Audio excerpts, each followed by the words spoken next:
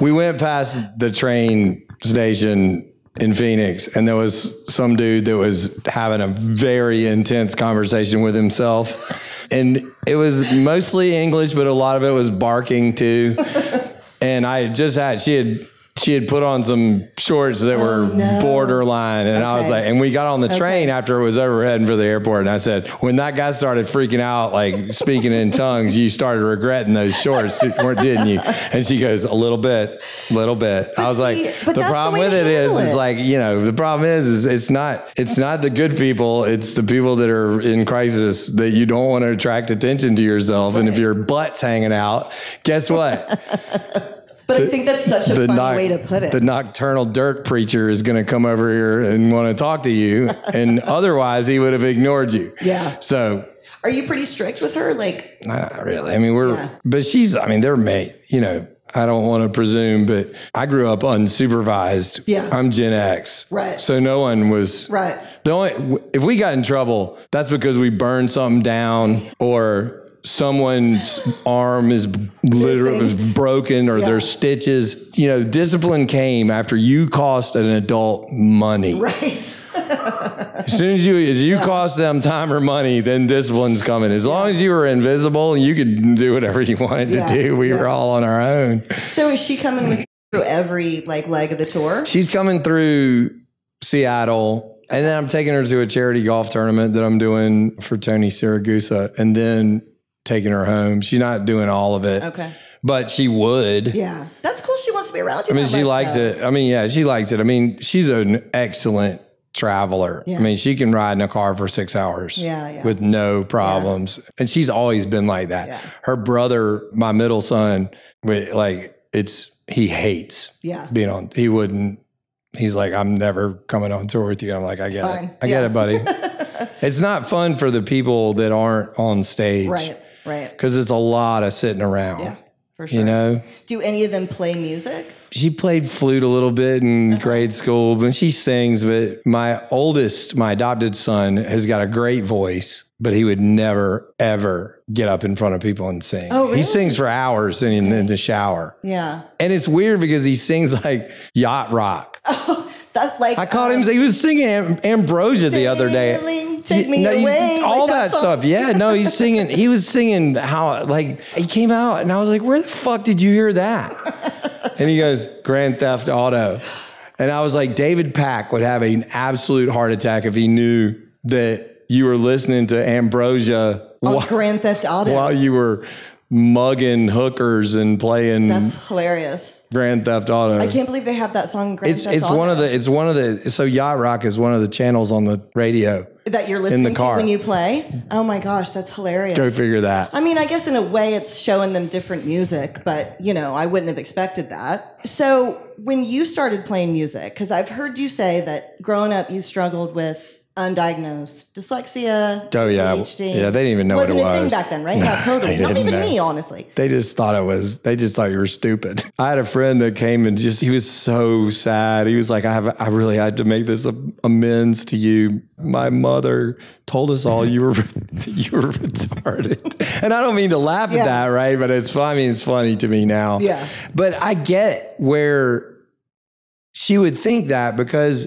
as a kid, like I was pretty spaced out. Yeah. Like I was always inside my head, imagination. And that was sort of the answer. If you weren't able to read, man, you better get inside your own head and like it there. Yeah. Cause it wasn't, you know, and our generation, we were brutal. Yeah. Like kids were so mean. I laugh now, like the amount of hazing, and we regularly still give to each other. I'm friends with a lot of kids that you grew up with. A lot of guys that I'm still friends with them. We still have like this core group of about 20 guys, and if you saw the stuff we texted to each other, you'd think we were mortal enemies. But it's hilarious. Yeah, and the thing is, like, even in bands too, like the running joke is, if you get on the bus and people are being nice to you, you're about to be fired. Yeah, okay. Like I could see that. You're seconds away from being fired. Yeah, that's the culture. Yeah, and honestly, I think what it really does is it tempers your frustration.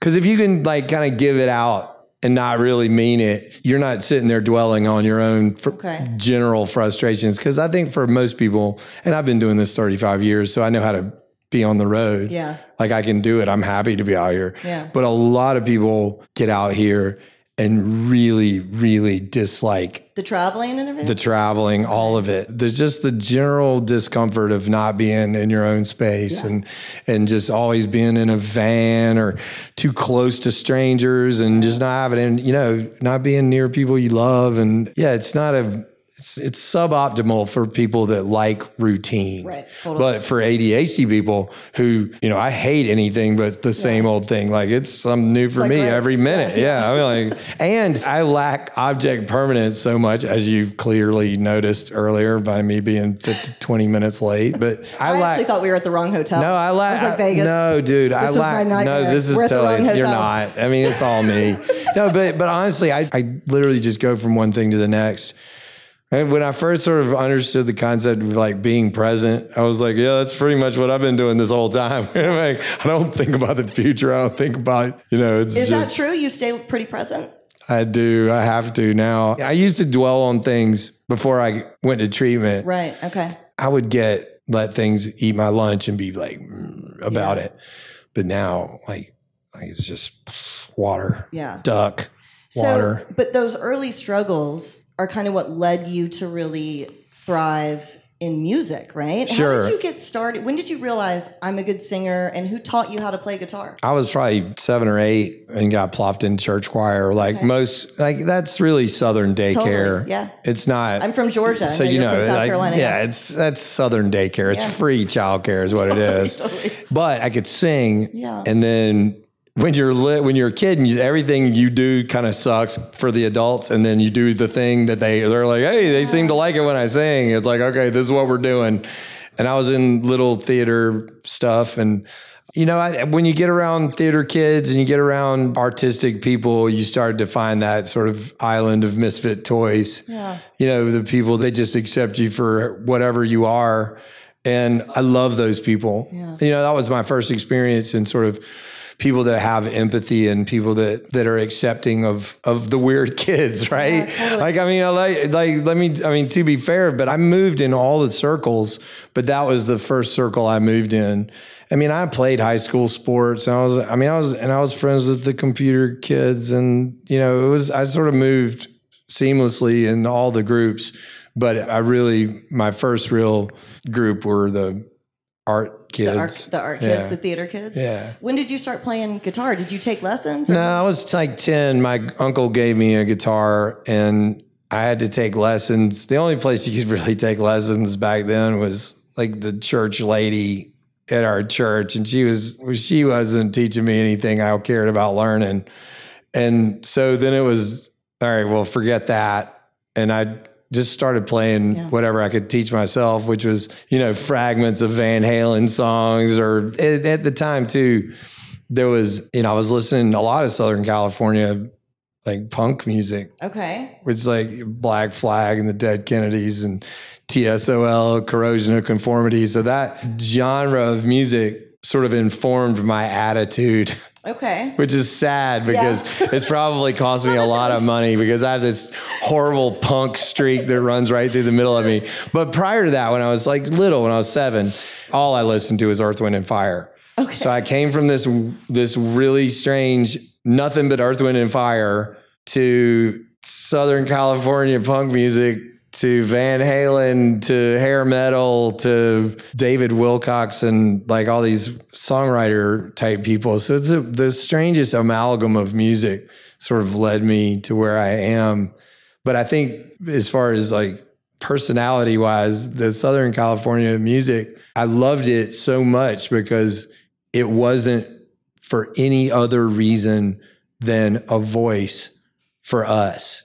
Okay. Like, man, they weren't trying to be rich or famous or anything. They were just trying to make a fucking point and say what they had to say with the emotion that they had to say it. And even now I see interviews with Jello Biafra and like, Bob Mould from Husker Du. And I love them. I love what they have to say. They're right. I mean, they're right. I agree. You know, and not 100% Henry Rollins, but I like a lot of what Henry says. Yeah. You know, that's fascinating to me that all of that led to you finding your sound. And I wanted to ask you, because one of my favorite things about you, your bio on most of your social media says, just a lucky songwriter. Really lucky. Who was in the right place at the right time. Yeah. How did you knock into the fame and the stardom later? I know some of it. I just coattailed Hootie. That's what. No, I heard it's not. It's not. Atlantic unless they signed you too. Is that true? Yeah, no. They basically told the Atlantic people. I was opening for them at the time, and the guys in the Hootie guys were like, "Hey,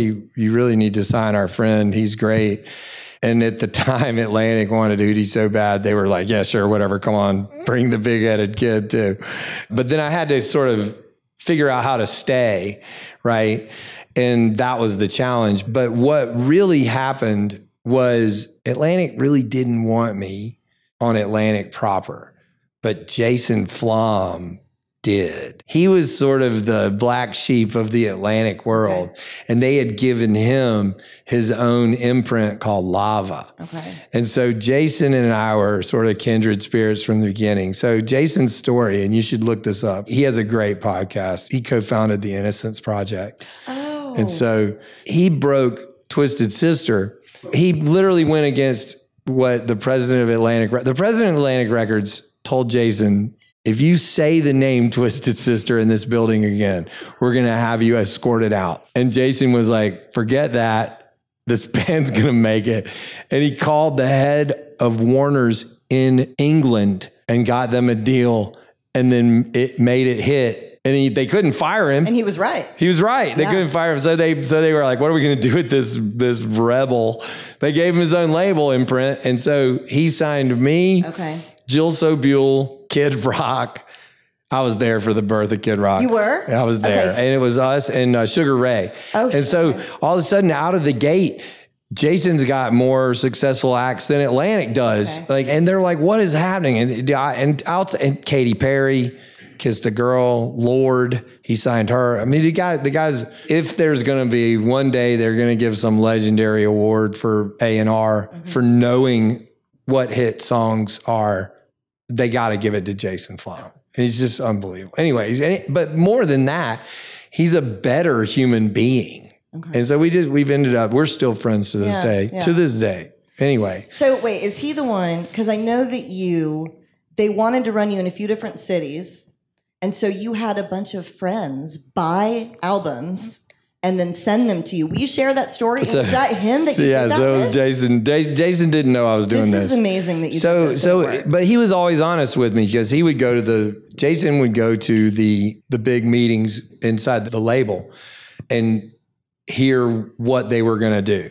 And he called me and he was like, look, you're on your last legs. Like they're going to drop you if you don't turn in something great. This next, whatever you do next has got to be the one. Because I think the first record had sold a couple 100,000, which now you'd have a parade. But back then, that was not good. Okay. In 95, it wasn't good, you know. So I had I'll Be, and Atlantic was like, all right, we'll test it in 3 markets. And it was Hattiesburg, Mississippi, Birmingham, and like Mobile or somewhere.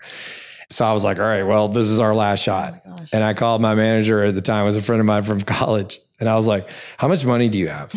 I was like, because you're spending all your money and I'm spending all my money. And we're going to buy these records out of these stores in these 3 cities. And then we're going to sell them at the shows. We had this 3-ring circus going with all our college friends, going and walking in the record store, asking about the song, buying a couple of CDs, and then changing clothes in the parking lot and coming back in and doing it all over again. Oh yeah, the whole thing. But it worked. Right. Well, so Atlantic goes, hey, look, we're selling records where we have airplay, and that's all they care about. It was called a spin to sale ratio. Like hear it on the radio, go buy it. Right. That's so the ratio. They say, look, we're getting airplay in this market. Okay. We're selling records in this market, and the sales are increasing, and that's all they care about seeing. Now, you can only artificially inflate that for a minute. Yeah. Right? But it made them look and go, hey, look, the fathead kid's doing something here. What are we going to do?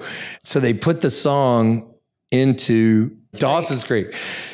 in the finale, and the sales went from like 3,000 a week to like 20,000. That's wild. I can't believe that worked. Yeah. That was a good hustle. So, but in the middle of it, when it first started ticking up and they started noticing, Flom called me at home and he goes, Jethro, you better not have cousins buying records down in Alabama. And I was like, I don't have any cousins in Alabama. So fast forward to, I was probably about 6 or 7 years ago. He and I were playing golf. I was riding down the fairway and I said, Jason, I feel like I need to tell you something. And he goes, what? And I go, remember when you accused me of buying the records with my cousins in Alabama? And he goes, I knew you were doing that. I knew it. I knew it. I was like, yeah, we did that. That's awesome. But it worked. But I knew the song. I knew the song could do it. Yeah. Because, you know, when you play new songs for people, they immediately turn and go get a beer, start talking to each other. No one cares, you know. But this song, the first time I played it for an audience, it was just like, bam. And I was like, this has got to be, this has got to be the one, right? This has got to be the one.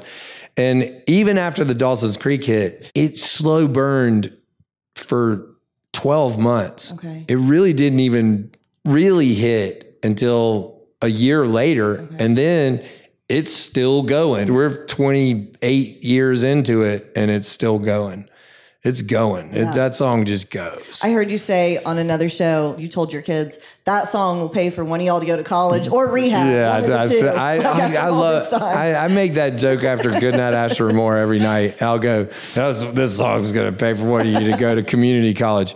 And then give it a beat and go, or rehab. And what's so funny is I feel people go, ooh, and they pull back and everybody pulls back. And I always lean in on it. I'm like, what, you guys nervous? Does that make you nervous? Like, I feel you pull back. I'm not recruiting, but somebody in this statistically, somebody in this audience tonight has been thinking about it. And this is your sign right here. Yeah. Like, if you've been thinking, man, I need to go get my shit together and go and start this journey into recovery. I know you're hearing me. I know you're in here because the numbers don't lie. You're in here right now. Right. So if you're in here, trust me when I tell you it's the best thing I ever did. Why don't you join me? Make the call. Yeah. And it's funny because every audience pulls back because of the stigma. And what they should do is cheer it. Because, God dang, dude, I was like, hey, man, no better time than the present. And I'll tell you, I don't know, and not to put too fine a point on it, but I don't know if you rode around this neighborhood for a minute, but no, I just drove straight here and parked. Well, let me just tell you, I witnessed a dude pull out the bindle and start crushing it with the back of his rig. Okay. Where? At the bus stop, right out in the open. Like it's going on all around this hotel. And, you know, I have my daughter with me and I kind of pointed it out. I was like, see that right there? People call a rig. And that's what he's doing right now. He's checking purity and he's getting ready to put some water in it and shoot it up. And because she knows my whole journey, I've been like totally transparent with my kids. And you see how these people are grouping together like this. This is what happens, right? Yeah. Like this is what happens when people normalize being sick because it feels normal because your crew is just like you, right? That's when I say, like, you got to be careful who you hang out with. This is what I'm talking about. Yeah. Because to them, today doesn't feel different at all. This is what they're doing today. Right. No different than you and your friends going and doing whatever you're doing. Because, like, they're not sitting there thinking about what's really happening right now. What's really happening right now is they're just doing what they do with their crew. Yeah, yeah. And it's real easy for it to get there. You're right. That's why I love that you do talk about it so openly, because you were talking about sobriety, because now it's like a thing, right? Like I know you're on social media, you're on TikTok, it's a whole thing, but it's kind of new. I was terrified to talk about it. You actually bring it up in shows. I love what you were doing. I saw I saw your TikTok and I was like, man, I was 100% on board. Well, okay, so a friend of mine 2 years ago, I posted something, and it was like a grimy dope video, and she texted me. Truth. She was like, Edwin McCain just commented on your video. Yes, and I did. Like, get the fuck out. No. And I looked, and then you were following me. Because I was like, because you got to tell the truth about what it is. I work with a woman that's the CEO of the Meadows, and she won't mind me saying this but Jennifer will open her talks and set the stage about how at one time she was an 18-year-old homeless prostitute living in a women's shelter in Atlanta. And now she's a CEO of a multi-million-dollar treatment facility empire, really. And I see people in those talks that would typically be judgmental and they gasp because they just don't know how to feel about it because they want to judge her, but they can't deny the miracle. Right. And I don't even want to use the word miracle, but anyone can recover and be magnificent. And I believe that. I think that anyone can recover. I don't like when people share those statistics. There's no real way to quantify any of that. And I want to talk about that journey though for you, because one of the things that's really cool to me about your story is that when you went into treatment, you were at the height of your professional kind of, but like you never got arrested. Nah, like none of those things happened, but you chose to go into treatment anyway. Yeah, I was suicidal though. I gotten suicidal. I had become and it's a weird pattern that occurs. And of course I didn't know this because you're terminally unique. You're the only person going through this. Right. So I had gotten to a stage in my alcoholism, drug abuse, where in my mind, I was like, this is becoming unsafe for innocent people. I mean, I might be getting into a car. I don't know what, this isn't fair for other people. And I don't think I can stop this. What happens is that it's a weird transition. And I've talked to a lot of other people that have had this same transition where you start thinking, well, there's one thing that'll stop it for good. Yeah. And then you start going, well, and really be honest with you, it'd be so much better off for everybody in my world for me not to be in it. And, you check the life insurance policies and you start sort of thinking of that as sort of some sort of altruistic move, right? Like I'm doing everybody a favor. That would be the one good heroic thing I can do since I can't stop. This is what I'll do. This is the contribution I'll make. So I got to treatment and, mustered the courage to tell this story about how I had this suicide plan. And this guy sitting next to me in the men's group I was in goes, yeah, welcome to the club, asshole. And I was like, what? And he's like, yeah, everybody here. And I was like, oh. And that was sort of the beginning of the journey where I went, oh, wait, so we all came to the same wrong conclusion because we're all suffering from a pathological brain disease that led us to these patterns of thinking that are error messages, right? We should not all be running down the same path, which is part of what Talbot would do. They called it mirror image, but you could see the disease in other people and the patterns and the sort of the illogical trains that they would get on, these little patterns they would get in. And you could see it in other people, and then you would go, wait a second, I do that same thing. One of the things that you're really into is like the neuroscience behind all of it, and me too. Yeah. And that's where you started to look into the patterns and see these are the behavioral patterns, these are the maladaptive coping mechanisms, this is where I want to make a change. How did you find those patterns? And what were some of those maladaptive behavioral patterns for you that you were able to change that were leading to drinking? Yeah, I mean, my thing, I was pretty standard. I was one of those, my brain had figured out if I could just get pissed off, I'd disappear. And as soon as I could extricate myself from whatever situation I was in, it was Katie bar the door. So I was just easily irritated. Okay. Like I could get mad. Anger. Anger real quick, just flare the amygdala. I'm out. Yeah. That whole thing. And this, you could start those fights, right? Like walk in the door, like, how's your day? What do you mean by that? You know what I mean? Like just whatever, stupid shit. A lot of alcoholics do that. Right. That's a pretty standard. Anger's so easy. I say it all the time. Man, getting angry about stuff is the easiest thing you can do as a human being. Right. Like, it's just the chimpanzee scream, just immediately anger. Immediate. Right.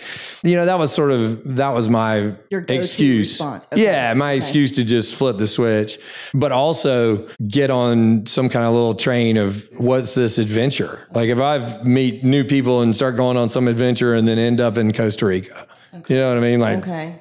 Yeah, that's what we're doing. So how did you change those patterns? So I never knew, and I'm sad to say this, I was so egocentric with that punk streak running right through me that I just felt like anything that I thought was just what I thought. That was just me, right?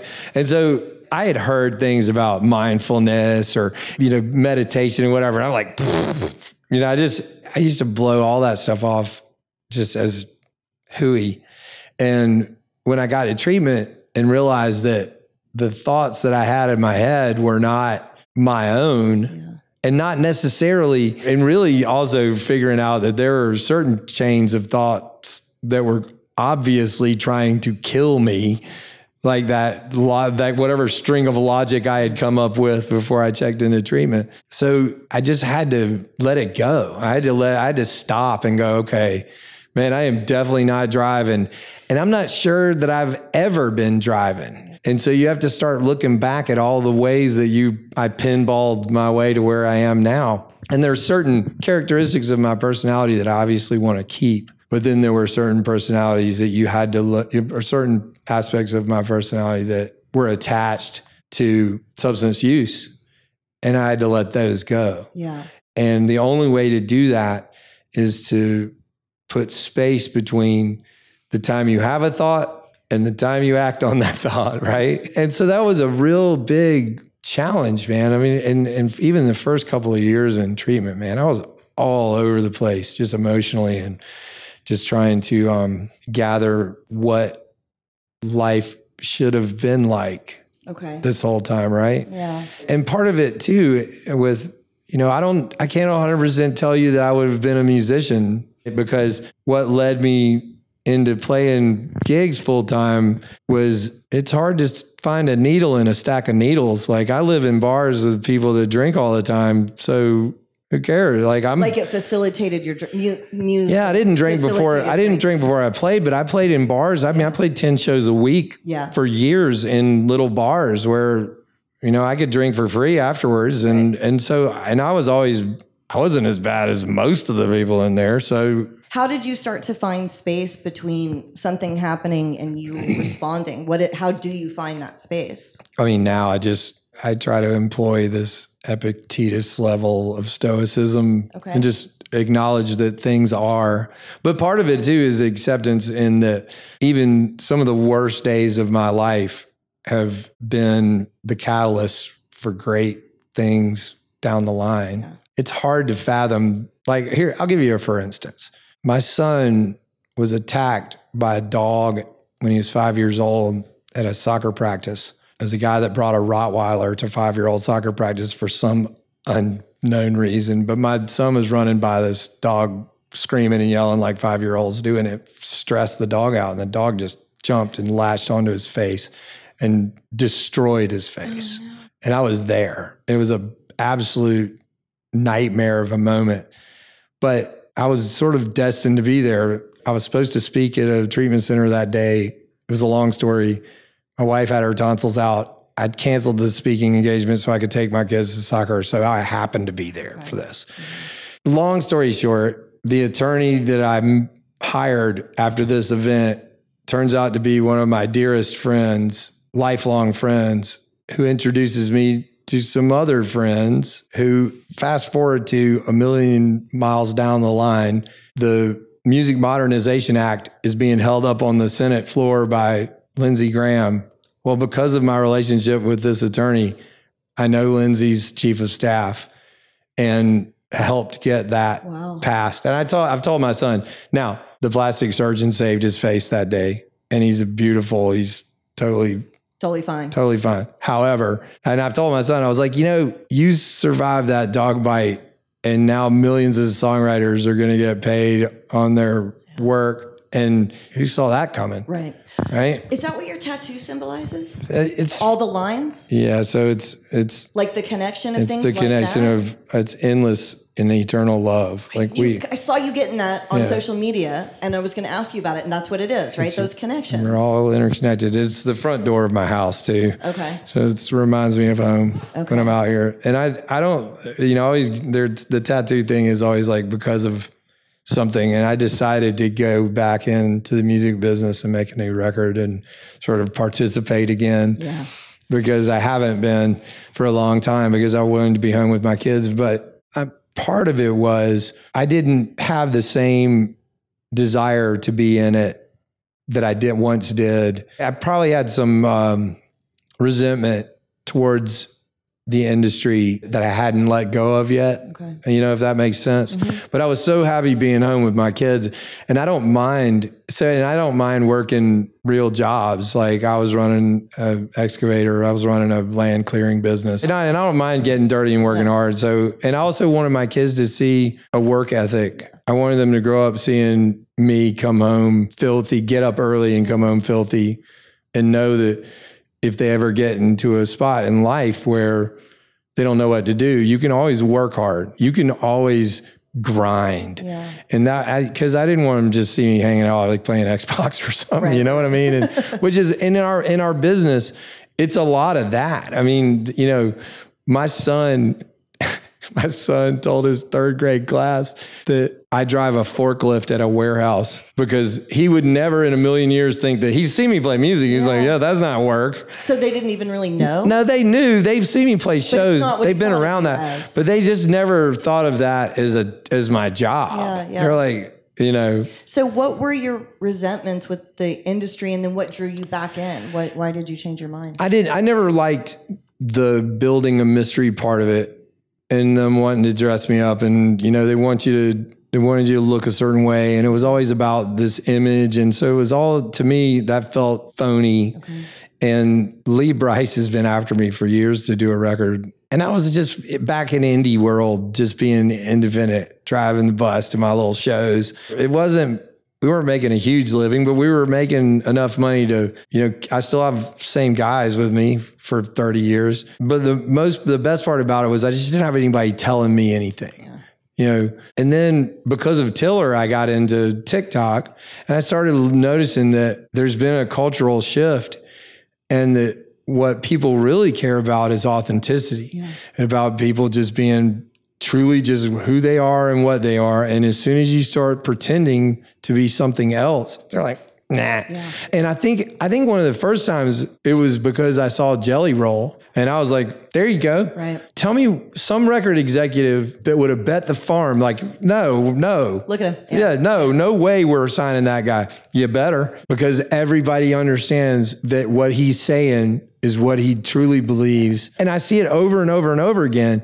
The authentic people are successful on this platform, because you tell them what the truth about what your experience is. And you don't have to have anybody sign your ticket, right? Like I lived in LA for a while to try to do acting, and now with social media, and I know it's got its downsides, but one of the advantages is exactly that. When I was 22, 23 living in LA, some guy in a booth somewhere had to say, that's the girl. Now you can put yourself on social media, and it's like changed the game. Like I think back to, we would spend all day putting flyers up, just praying you could get 100 people to show up at your gig. And now you do a video in your bedroom and 5,000, 6,000 people see it. Like, it's astonishing to me, the level of reach that's available. Now they're going to look back on this period of time, 10 years, 20 years from now, and point to how nefariously it was used against us because of that amygdala, and because they never taught mindfulness, and because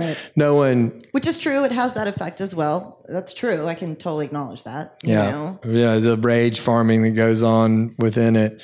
But, Robert Sapolsky has this book called Behave, and he's a Stanford professor that he kind of leans against the idea of free will. And I love his work, and his lectures are all on YouTube. And he really is, I wish his voice was wider. I mean, some of his, they have clips on TikTok sometimes with this stuff, but he's such a reasonable and kind and effective human with a scientifically backed message.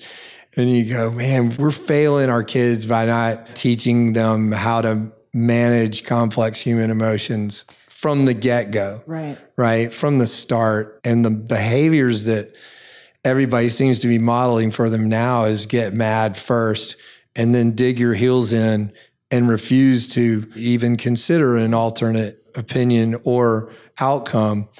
And I fear for the future of substance use disorder, because that's exactly the worst mode to be in if you find yourself in crisis, to dig your heels in and just, the idea that maybe there might be some other way is going to be important. That's one of my favorite things about sobriety. And I've heard you express this before too. I'm so grateful because it did lead me to things like mindfulness, meditation, having to live a different way. I'm so grateful that I found all of that. And I know that you are too. It's completely enhanced the quality of your life. After you got out of treatment, and you were touring in the early days, how did you not drink or use on the road in the early days? Was it difficult or no? Yeah, it's terrible because the way that I used to drink was the show was like, it's just like an hour and a half long trigger. Right. Because it was always the ramp up to going out and going crazy. So when I was playing music, I had to change the way it made me feel. And that made me sad because the way I played it before, it was the only good thing in my life. And it was like I was begging forgiveness while I played. And it was this very intense relationship that I had with it. And I had to let that go and approach it from the mindset of, I just want to do as good a job as I can for the people that get what this is, right? Like it's not by a long shot the best thing in my life now, right? It's something I do. Yeah. And I feel like, and part of the reason why I worked all those other jobs and was sort of almost in my mind was like a karmic way of paying music back to say, see, I'm not going to force you to do everything for me. Like I'm not going to make music constantly pull the cart, because I know musicians that have done that. And then as their careers start to change, as they always will, they get resentful towards the fact that it's just not providing like it used to. And then they resent music, but it's not music's fault. You know what I mean? Just life changes. So I had to create a balance to where when I walk on stage to play, I love playing for people. Yeah. I don't ever want to walk on stage and be resentful or, I don't want to have the former relationship that I had with it. Now I think how lucky I am. I get to do it. Yeah. And then I try to do the absolute best job I can technically and approach it while I played, because I wasn't always like that. It was just sort of just go after it. And I made lots of mistakes, but it was just a lot of effort. And now it's much more, it's just a different relationship. I think it's more of a grown-up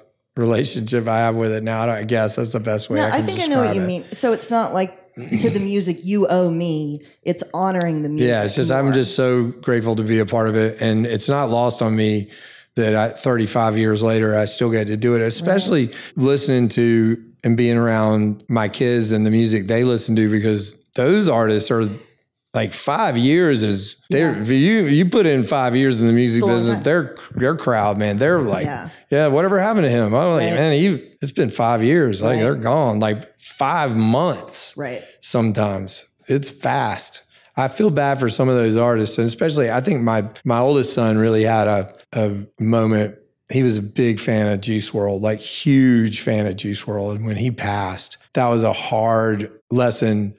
And one of those times where I had to sit down with him and go, can't take a pill out of somebody's hand at a party. Yeah. You've heard me say it a million times, buddy. This is what happens. This is what fentanyl is. Yeah. Yeah. This is people in a garage pressing pills that can't weigh to 1,000th of a microgram. And now your buddy Juice WRLD's dead. Right. It's terrifying. Well, and that's another reason why it's so good and vital, I think, now for us to be talking about it and reduce the stigma and call it what it is, because the game has changed. So did you have to change any of your actual behaviors day to day? Like after the show, I check my pockets. Different? No, I check my pockets though, because people would slip stuff in my pockets still. Okay. Yeah. How did you not do it? Because I was a Coke fan too. In the early days, if I had come across Coke, I would have done it. How did you not do it? By the time I left treatment, and I stayed late too, I worked with the young adults when I was there. By the time I had gotten there, I knew it was done. And to be fair, like And I joke with people, like, you know, you want to do some blow? I'm like, you don't have enough. You know what I mean? Like, I guarantee, oh, I got such and such. Yeah, that's not enough. Right. Right. So, and my take on it is I really did get to the end. And there's never been a moment where I was like, you know what I didn't get to do? I did all the stupid shit people do. And I know where it ends. And I did a couple of years of like white knuckle, angry, dry. So I know that part of it. You tried different ways I tried all the ways of trying to control it. But then also, I also had the benefit of, and this is not, I don't mean to say benefit, but benefit of having a dorm mate die. And he was one of the smartest human beings I've ever known. He was a neurobiologist and one of the smartest humans. And I was like, well, if he can't outthink this, it can't be. Right. And I think this is something that I say to a lot of people I work with in recovery is, you're it. Welcome to the NFL. You got the scarlet letter on you. You can't get it off now. And that's never going to change. Yeah. So what recovery does, you're going to be an example. You're going to be an example, period. Now, recovery gives you the opportunity to be a living example, because you're either going to be a living example or you're going to be a dead example. And it's not for me to say, as a dead example, you're going to help people and you might help more people as a dead example, but I don't think that's what your choice is. Right. But without fear of contradiction, when addicts die, other people are saved every time. And that's the only solace I take when it happens, because it happens all the time and I'm so sick of it. Yeah. As I'm sure you are. And that's the part they don't tell you when you're coming out of treatment is, hey, you know what? You know, you're going to have to get really next to the idea of death, because it's going to happen all around you from now on, because you're on this team now. Right. And especially if you're going to be an active participant on this team and you're going to help people get into treatment and have the hard conversations. And if you're going to do this, you're going to be around death. Right. It's just what it is. So are you, I don't think I've ever heard anybody ask you this. Are you a 12-step person? Did they bring you to meetings?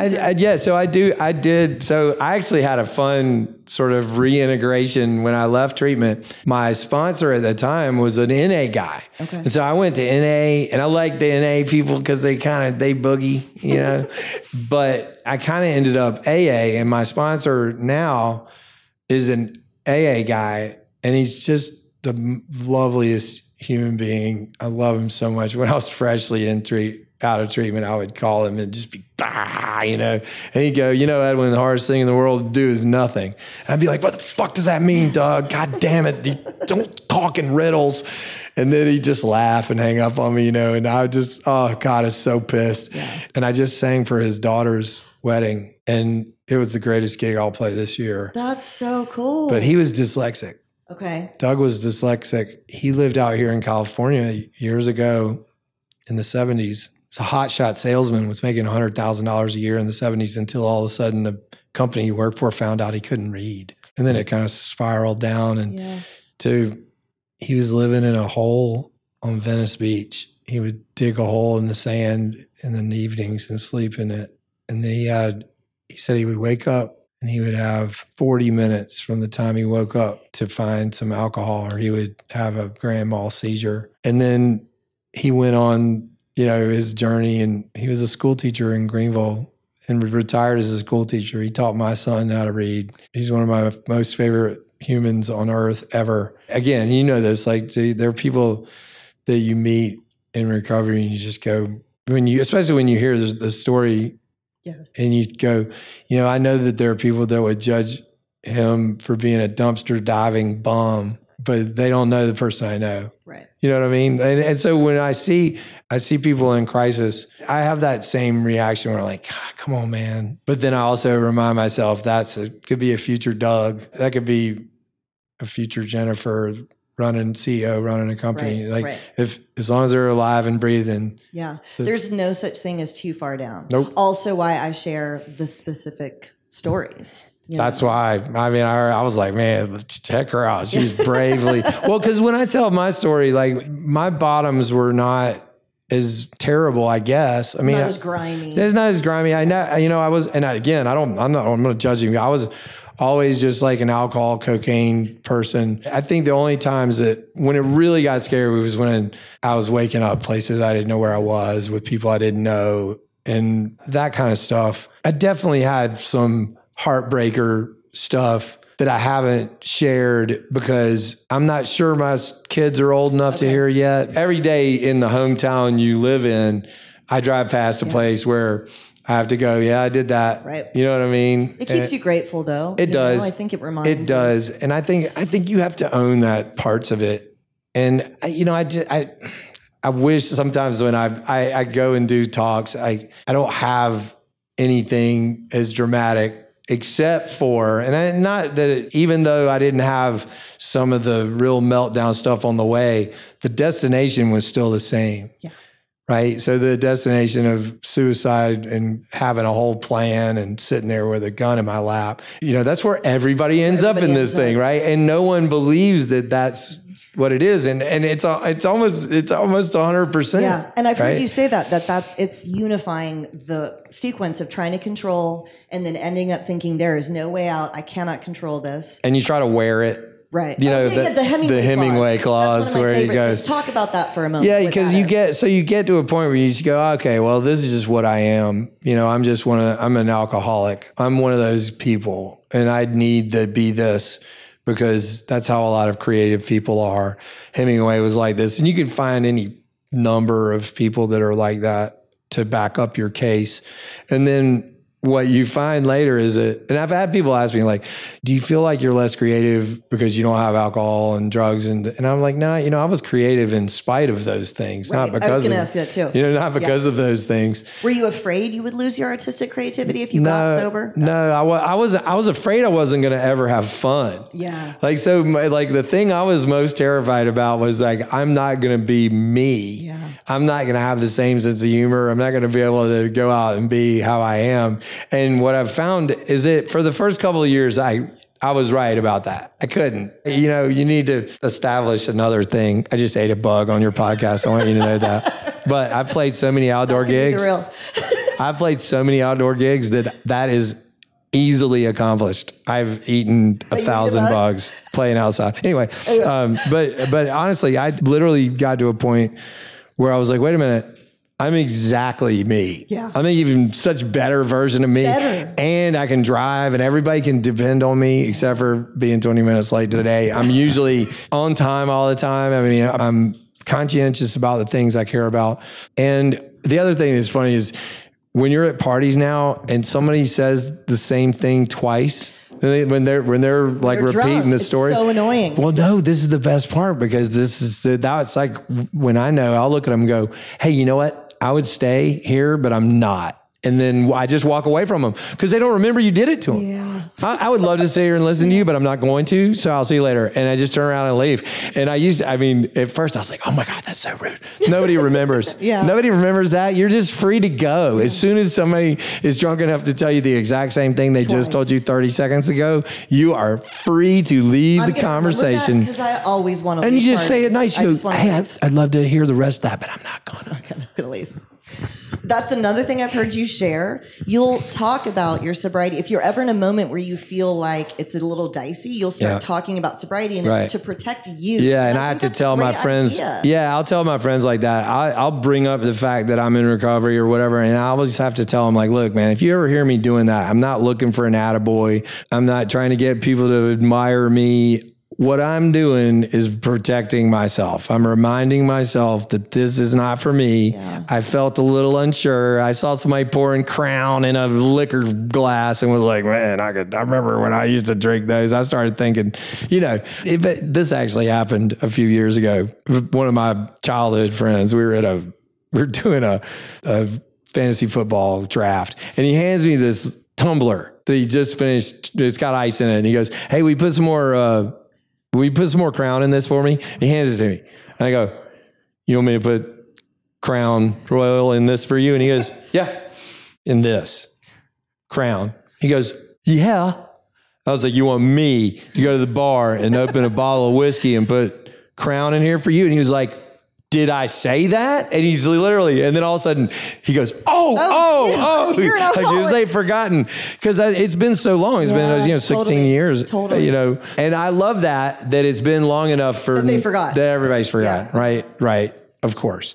But also, to be fair, I could have easily gone over there, putting booze in this glass and brought it back to him with no problem. And, 5 years out of treatment, I don't think I could have told you that would ever have been possible. You know what? Like, sometimes I feel that way, and I sometimes don't even want to admit it. I was in Vegas with a friend, and she handed me her Miller Lite while she picked up her kid. Right. And I had, 2 years, and I was definitely a Miller Lite girl. Oh, yeah. And I didn't want to say, because I just desperately want to be normal, and I do want them to forget, but it was a little weird. And so I like that you do that to protect yourself. That's a good idea, to share that in that moment, to talk about sobriety in the moment. I had a moment. I was doing a forestry gig at this big estate, and I was by myself. It was out in the middle of nowhere. The guy had left me the keys to the cabin. I was totally alone on this estate, and I'm in the work shed getting, I don't remember, I was getting something out of the refrigerator. I opened up the refrigerator, and it was totally stocked with like Corona. Oh, shit. And I was like, there's no one here. Yeah. It was the moment where I could drink every beer in this refrigerator and no one would ever know. Right. And I'm going to be here for 5 days. And it was like, wow, this is like the real test, right? The real test of you being by yourself. And I called Jennifer up and I said, I want to just tell you right now, I'm sitting in the shed, and I literally sat here and thought about how I could get away with it. She laughed at me because she knew I wasn't going to. But here's the thing. So if you don't acknowledge that those things still occur, you're not being honest, because everybody has that happen. And even Jennifer will call me and tell me she's got 20 something years, and she'll call me and tell me about that little voice in her head. Like, whenever her birthday comes around, she has this little voice that says, can't last forever. Right. And if you're honest about it, then you can laugh about these thoughts, right? I thought it made me a fraud. Like, I remember telling my sponsor once, I said, today I really actually wanted to drink at a wedding, and I've got this podcast about sobriety, and I'm a fraud. And she started laughing, and she was like, Janine, you would be a fraud if you said you never wanted to drink. Yeah, you'd be a fraud. Like, that's so true. 100%. No, you gotta say, you always go, oh, there's that bear across the river, that big grizzly bear. Look at that thing. But see, the thing is, what we used to do is just wade across the river and go poke it. Right. You know what I mean? Like now you can just go, hey, take a picture of that with your telephoto lens and we'll show it to everybody later. But what we used to do is literally go figure out a way to get that bear to maul the shit out of us. Right. But I love being sober, and I can tell you do too. Yeah. What are like your favorite things about being sober? I guess I would say being somebody that other people can depend on. Yeah. Like, the people that are in my life know that if they call me and ask me for something, if it's within my power, it will be done. Yeah. That feels good. Yeah. Also, I think being able to raise my kids the way that I have, and to be present and to be able to be honest about the whole experience. And all transparency there, my 18-year-old sons, they are in experimental mode. They drink beer and vape, and there's been the things, and we've had all the conversations, and I've had the conversations with them. But I mean, they're so much different than we were. I mean, I don't know about you, but I drank, my first drunk I was like 12. Yeah. I was 14. Right. But most people were about that. I feel like I was a little bit later. I mean, I had smoked pot and done coke by the time I was 15. Okay. So yeah, we were on. No, it was like he smoked crack at 12. Right. Yeah. So it was I mean, it was just I can't see Vegas is off camera. Our crowds. I mean, it was just a different thing. But and what I found out later too is the whole cocaine thing was just medicating ADHD because it had a completely different effect on me. Like, how do you manage that now? So this is part of my journey that I'm glad you brought that up. So 2 years out of treatment, when my frontal cortex switched back on and the ADHD was just full blown, my mind was changing channels like every 5 minutes, 3 minutes. It was just incessant. And I would have using thoughts and drinking thoughts. And I was just under siege every time my brain clicked over. And I told my wife, I was like, I'd rather die a hopeless alcoholic than live under the consciousness that I'm in right now is not tenable. This is not going to happen. This isn't going to work. And so a friend of mine was like, man, you need to go see this psychiatrist that I go to. He deals with addiction people. He's good. And I was like, all right, I'll go. And so I went to see him and he was like, oh, you should have come here right after treatment. And I was like, what do you mean? And he goes, oh, I would have made your life a lot easier. No, there's a drug called Vyvanse and you can't abuse it. It has to be metabolized through your liver. So you can't crush it up and snort it. I didn't know that. Yeah. So I've heard of Vyvanse, but I didn't know you couldn't abuse it. Yeah. Well, I mean, I guess you can take, of them, but you can't snort them. But here's the point. So he was like, I was like, man, I'm really resistant to stimulant medication. I just feel like somehow I feel like he's like, just trust me. And he pulls out a sample and I take it. And 20 minutes later, I was like, oh, fuck, this is what normal people feel like. This is what normal people feel like. Oh, shit. And I've been on the exact same dose of this medication for 13 years without change. And the way that I take it is I can't tell if I forgot. Right. Okay. Yeah. So the way that you take this medication is if you're doing it right, you shouldn't feel it. Okay. Right. And obviously when you first start taking it, you'll notice it.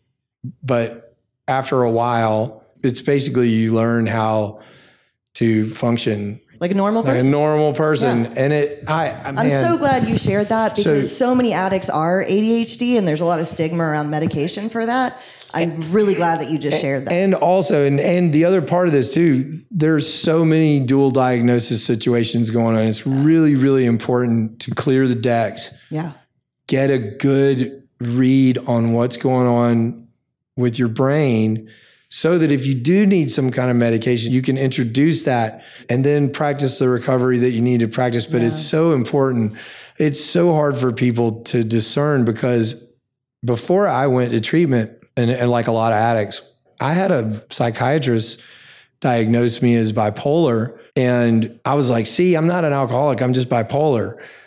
And it's a great, and you know how many people, way to keep so many people in treatment had gone and gotten you're crazy, not alcoholic. Like so many people had tried to be borderline. Right. I was like reading about it to try to get a borderline diagnosis. Just so no, it's great cover. Yeah. I mean, let's be honest. And I think that was another thing that I love about TikTok was there's so many people, like there's the schizophrenic hippie. Mm-hmm. He is so cool and about talking about his experience. And I go, look how brave that is. Yeah. The people that are just literally rolling up their sleeves and going, this is what my reality is. And if you're experiencing this, then maybe you're going to make it too. Yeah. I find it's a beautiful thing. I really love seeing that. And, you know, it's funny too, because I love TikTok. Yeah. I love it. I love I do too. I love everything about it. And I know I see all the horrible crap about it too, the downside to it. But I really love the authentic, empathetic people that are just trying to help or trying to make people laugh and that are sharing their truth. And you know the ones that really are. Right. Right. But I feel like that's sort of the nature of recovery people. It's that same ethic. People are just telling what their truth is and giving other people strength and hope. My journey is total abstinence. People ask me all the time. I always get accused of being California sober because I'm goofy. Right. Like, I know I get it all the time. They're like, do your eyes and all this stuff. And I'm like, no, 100%. I am abstinence only. However, I would be remiss if I said that California sober is invalid because it works. Right. For lots of people, there's tons of data that support for sure the idea that you can modify and use marijuana and maintain a lifestyle. I can't do it. Right. Me neither. I tried it one time and went straight to the bar and got a triple. Right. And I can't do that. So, but I know that about myself, but I know a lot of people that have. Totally. And the harm reduction ideal is really important because there's some people that would never improve their lives unless you offered them a harm reduction avenue. Right. Like because there are some people that just can't approach the idea of total abstinence. They just won't. They'll die before they do that. And harm reduction allows them a way to, let me see if I can change. And a recovered life is a recovered life. And I've seen so much evidence of that on TikTok, because being a 12-step person, I was really closed-minded to anything that wasn't abstinence.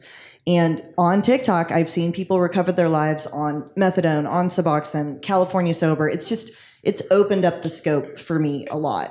And I've had hard conversations with family members that have someone that's relapsing and remitting, and put together 6 or 8 months and then they relapse, or they put together 3 months and relapse. And I have to have these hard conversations with them and go, well, maybe that's what this is now, but it's better than what it was. I mean, I'm not trying to be an apologist for relapses. However, it's better than dead. It's time not using. My mom actually used to say that to me because I relapsed a lot. And one year she was like, you spent more time clean this year than not. That's a fact. That's huge. Was it in a row? No. But it was like 7 months total. And she was right. You know? All hats off too, because the heroin thing is that's a different beast. Yeah. And I don't want to like quantify, but people that can get away from opiates, I hold in such high regard, because I watched the people at Talbot. I know I had alcohol withdrawals, but that's not dope what sick. You're doing, so what gnarly. you did. Yeah, not at all. Also why I talk about it on TikTok, because it seems like you're not going to live through it, and you can, No, my friend Charles is like, he's like, I knew I was going to die. Right. And the orderly at Hazelden was like, yeah, no, he goes, I haven't slept in 80 hours. He's like, no one's ever died of insomnia. He's like, well, I'm going to be the first, because I'm literally going to die. Totally. That's how it feels. It's awful. It's awful. So what was your experience with the steps? Knowing that you are a 12-step person, sometimes I ask if you had a favorite one.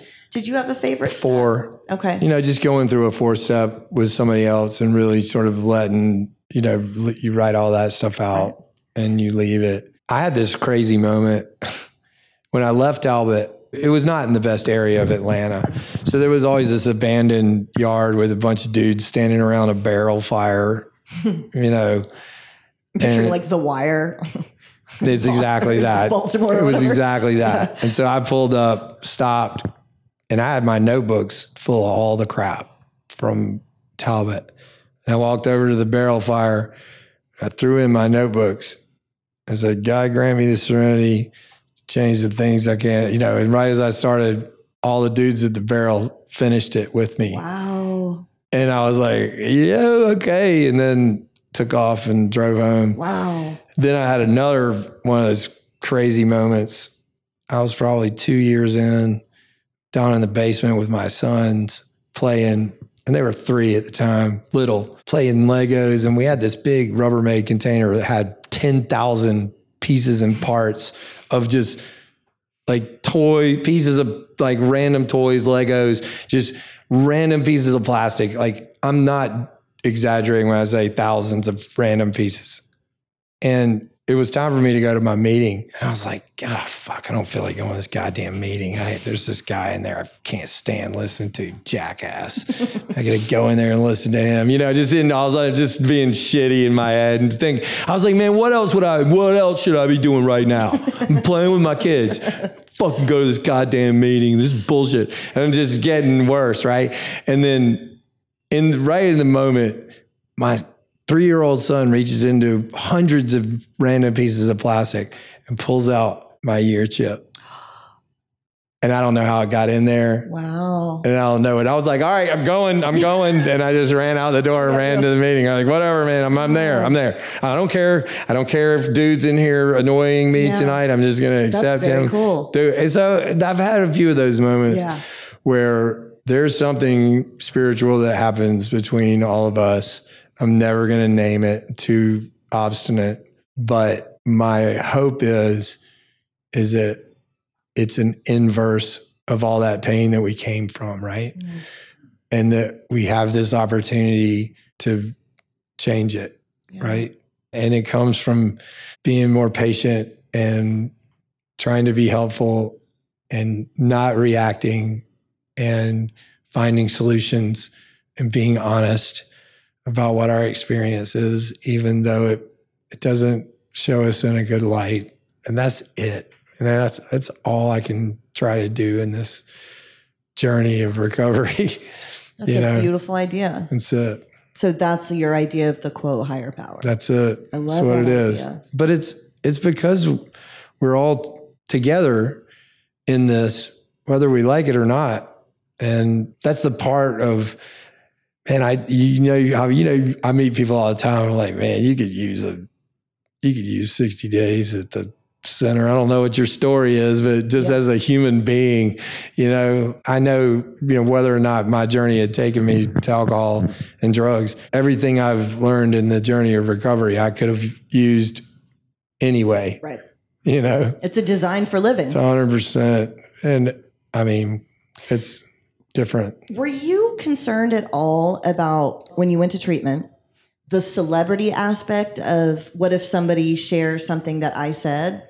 Oh God, no. You weren't? Okay. No. I've always wondered that if somebody that is famous thinks, shit, if I go here, people are going to talk about it. Nah, I mean, by then, I don't think it's any big shocker. I mean, you probably had this with sponsees. Like, I've had sponsees that are like, man, I don't want to go into that AA meeting. I don't want anybody to see me going in there. They're going to know I'm an alcoholic. And I'm like, yeah, dude, you had your dick out at the bar last night. You're not worried about that? Right. You worried about going to this meeting? Like, come on, man. Like honestly, I had a friend, I watched him die of cirrhosis in a hospital in Asheville. And he was in Asheville because he didn't want to go to Greenville because people would think he was an alcoholic. His skin was so yellow. They were as yellow as your pants. And the doctor said that they had never seen anybody as sick as him walk in under their own power. He died a day later. Yeah.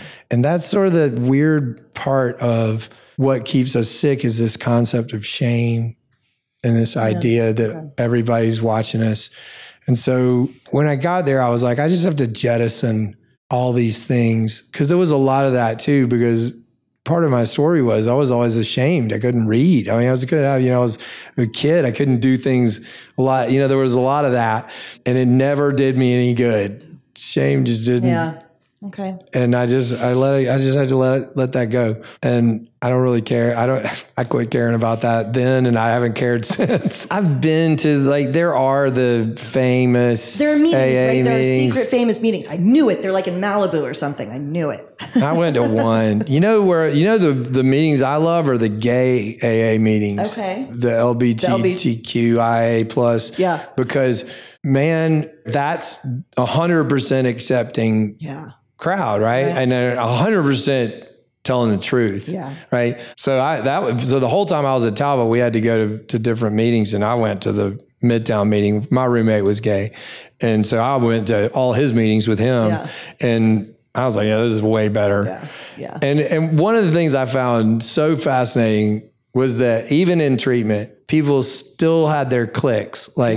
The straight up alcoholics all stuck together because they all thought we were drug addicts, bunch of druggies. Mm-hmm. And then the powder cocaine guys hung together because at least we didn't smoke crack. Bingo. And then, right? Am I right? Tell me I'm right. Totally. And then the heroin people all just thought we were pussies. They were wearing, the heroin guys that were all wearing pajamas every day and literally looked at all of us like we were a bunch of absolute losers, because y'all have no idea what real shit is. And I can't say that they were wrong, but I will say this. I don't know what's in dextromethorphan, but whatever it is, none of the dextromethorphan people made it through treatment. They all washed out. Cough syrup. Oh. Whatever's in. Were there that many people? There were people in rehab from cough syrup? Dextromethorphan apparently is a thing. And I didn't know what it was. And I was like, what? Cough syrup? And whatever it is in my time at Talbot, everybody washed out. Wow. I don't know what's in it, but god dang, stay away from it. Okay, yeah. All right, I have one last question. There's a story that you started to tell on TikTok about wearing metal boots at a concert. Yeah, going in the pool. Yes. But what happened? How did you didn't drown? No, Can you just tell that story? Were you in Panama City? Yeah, and I was playing this stupid gig, and I was like, it'd be cool. Was it Club La Vila in Panama City? No, it was like, I don't know, it was some big outdoor. It was out by a pool, and it was a big outdoor show for spring breakers. And the pool was beside the corner of the stage, and I was like, man, the last note of the last song, I'm going off the side into this pool. It's going to be awesome, because 25-year-old me is an idiot. And so I go running off the stage, and I went in, but I had motorcycle boots on that had steel toes, which was the first thing. But the second thing was when I went in, my shirt came up and got tangled in my arms, in my hands, and it was like handcuffs. And I was sitting at the bottom of the pool going, wow, this is how it ends. This is how it's going to end right here, you dumbass. Like I'm struggling, like trying like hell to get my hands loose so I can at least swim up and, and I think my guitar tech figured out what was going on and jumped in and helped me get it sorted out. But yeah, I was close. I love that story. I almost went out the fat, drunken, stupid way, like Darwin Award. I was really trying for a Darwin Award that day, but God dang it. Like, what do they say? God looks out for drunkards and fools, and I was both of those things that day. So don't you also say if you can't speak, you sing? There's another quote. Yeah, things that are too stupid to be spoken or sung. Yeah. That's a quote from Voltaire. I think of every time, right? When I'm walking on stage, I can hear things that are too stupid to be spoken or sung. And I laugh because it takes, if you're taking it too seriously, you won't have fun. Yeah. I try not to take it too seriously. Yeah. Well, dude, I cannot thank you enough for your time. I thank you for everything you're doing. Awesome. I really appreciate being able to connect with you. Thank you. Definitely.